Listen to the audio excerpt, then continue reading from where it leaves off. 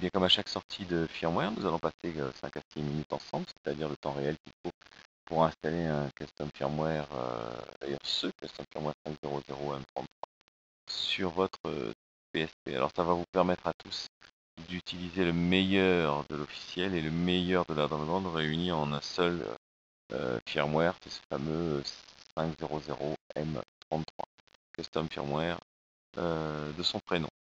Voilà, donc inutile de vous le rappeler. Le 5.0, je l'ai déjà dit, est un excellent firmware officiel. L'accès au PSN est une véritable merveille. Vraiment rien à dire de ce côté-là, c'est vraiment parfait.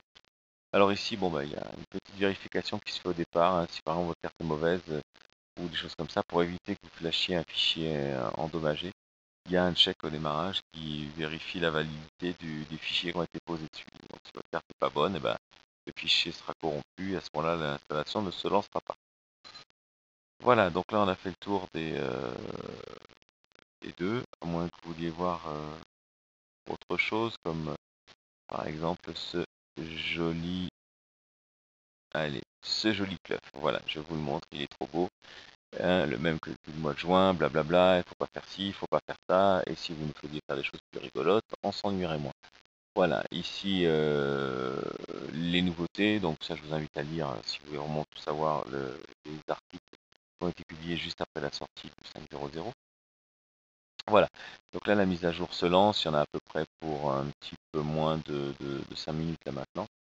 Et je vais en profiter pour vous parler de Mawasket, c'est un jeu qu'on a beaucoup aimé, c'est vrai qu'on a aussi beaucoup aimé la rencontre qu'on a eue avec son directeur qui vraiment se démène pour essayer de faire vivre son concept, c'est-à-dire importer des jeux japonais, les faire localiser pour que nous puissions en profiter en français.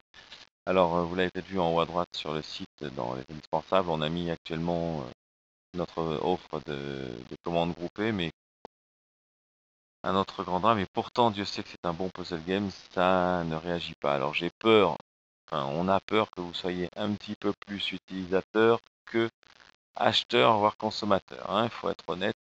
Ce qui serait pas mal, je vais juste pousser un petit coup de gueule, hein. Je profite de ma WhatsApp parce que là c'était flagrant, hein. Il y a eu pas mal de lectures, il y a eu 2 ou 3 demandes pour un jeu de cette qualité, c'est assez surprenant. Mais je veux dire, ça reflète bien le marché PSP en ce moment. N'oubliez pas que la PSP est une console, que pour vivre, elle doit vendre des jeux. Donc soyez, en plus d'être utilisateur, aussi des acheteurs. Faites-vous acheter des jeux, je sais pas moi, pour votre anniversaire, pour Noël, pour ce que vous voulez. Mais ne restez pas devant des textes en disant oh 31 euros c'est trop cher.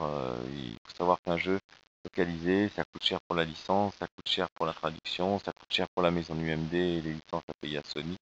Donc je veux dire, tout ça a un coût et on est loin des 70 euros des premiers jeux. Donc soyez sympa, essayez de faire vivre notre PSP le plus longtemps possible. Et pour ça, soyez toujours du bon côté de la force. Le custom firmware, contrairement à ce que Sony voit et pense, c'est aussi et surtout pour faire des bonnes choses. C'est-à-dire qu'on peut, comme vous l'avez vu, jouer avec ses propres ISO pour économiser la batterie, pour charger 30 fois plus vite, je comprends. On peut, en custom firmware, jouer avec tous les émulateurs qui passent dessus, et Dieu sait qu'il y en a, et c'est un véritable bonheur. Donc, essayez de rester du bon côté de la force. Voilà, c'était le petit coup de gueule du jour. En attendant, Dark Alex nous a surpris un petit peu ce matin. Enfin, il nous a pas surpris, on savait qu'il allait le mettre, mais il a quand même été un peu comme à son habitude. Pouf, je passe, je le pose, je m'en vais. Donc on l'a récupéré pile poil en temps et en heure. On vous l'a posté très rapidement, on l'a testé. Il permet de se connecter au PSN, hein, ça c'est important. Donc mais profitez-en, ça va pas durer, c'est clair. Vu que le PSN est un réseau privé. Comme sur Microsoft le fait avec sa Xbox, à mon avis, tous ceux qui ont un custom firmware et qui se présenteront seront soit refusés, soit, comment dire, peut-être même soit bannis. Donc pour l'instant, ça fonctionne. Pour combien de temps? C'est une bonne question. Mais bon, pour ceux qui sont en custom, rien n'empêche de toute façon de mettre un officiel et de flasher ensuite pour revenir en custom si vous avez envie d'aller faire des achats. Mais sachez que dans ces cas-là, pour jouer avec vos achats, il faudra bien sûr rester en officiel. Voilà. Mais on fera un tuto là-dessus. De toute façon, on va expliquer un petit peu comment cela fonctionne et ce qu'il faut faire, pas faire. On est en train de préparer une petite fac ce fameux accès PlayStation. Voilà.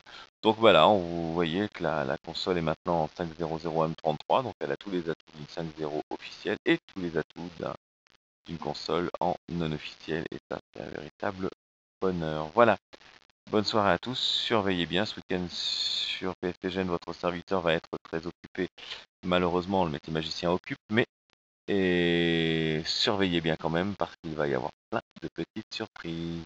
Voilà, à bientôt.